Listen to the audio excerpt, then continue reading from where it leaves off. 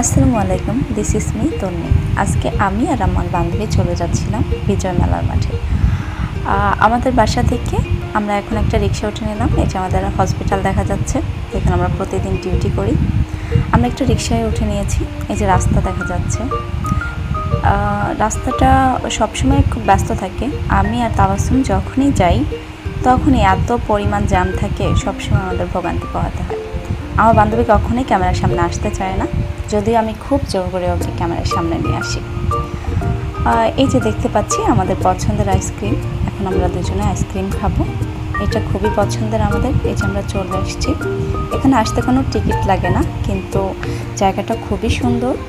আজকে কোনো পরীক্ষা হচ্ছিল, তাই অনেক আর্মি সবাই ছিল।